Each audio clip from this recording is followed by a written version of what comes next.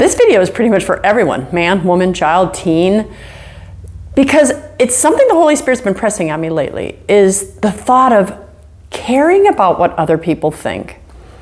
I think about what I do for a living. My standards are constantly thinking, well, what will my spouse think if I did or said this? Or people will say, well, if I do this in public, what might my neighbors think? What might my friends think? What might my so-and-so think? And I realize how much every decision we make is based on, more or less, right, greater or lesser degree, depending on who the person is and how much they've learned, what other people are thinking of me. I remember, years ago, my husband I love dancing and he hates it. And he's like, I'd get on a dance floor and I'm all over the place. And he's like, you care what other people think, and, you want people to see you. And I'm like, no, I actually don't, because that's why I'm on the dance floor. I don't care what other people think. I enjoyed it. As a matter of fact, to think about King David in the Bible. He didn't care what other persons thought. He just cared about what God thought. He's like, wow! He was jumping and dancing, and they actually called him a crazy man. They were like, he is embarrassing. Look what he's doing. A king should never do that. But again, don't want to get off the point, is that he didn't care what anyone thought but God. And I remember, joking back to my husband. Actually, kind of wasn't a joke, but I said, you don't want to dance because you actually are the one who's afraid what other people think. He's got 2 left feet, so it's not usually pretty. Sorry, Dan. But that was actually what prohibited him from going out and just enjoying himself.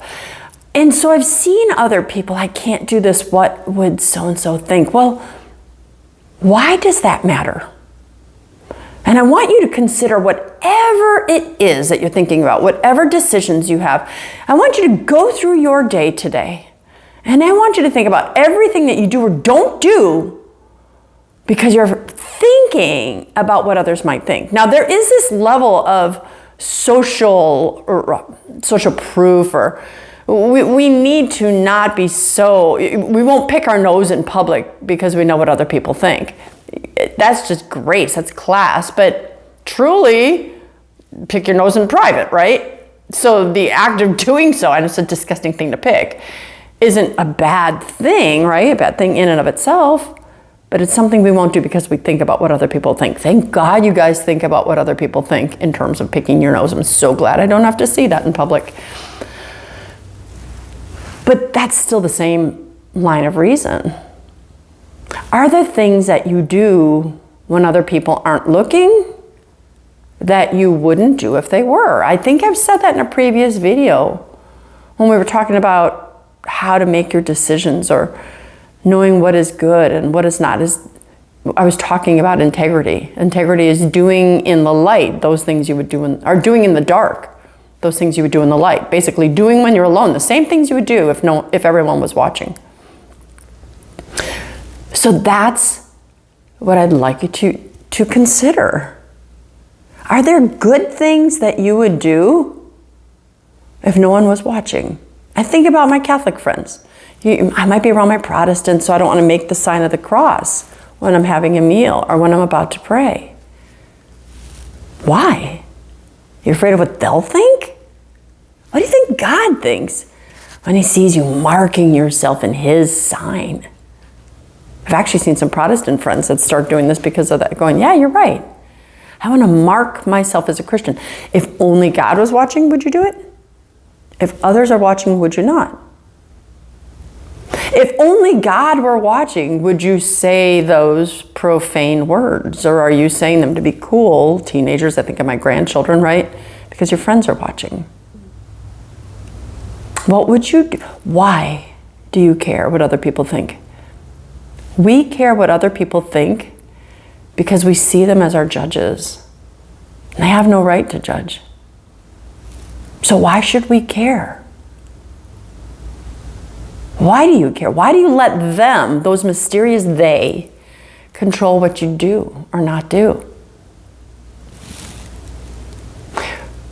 Further, do you care what other people think because you judge too harshly?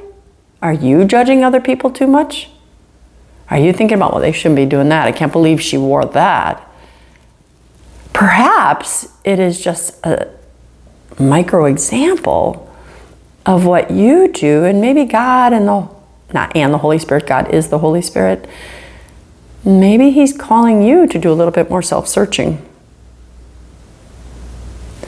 Ultimately, the point of this video is this.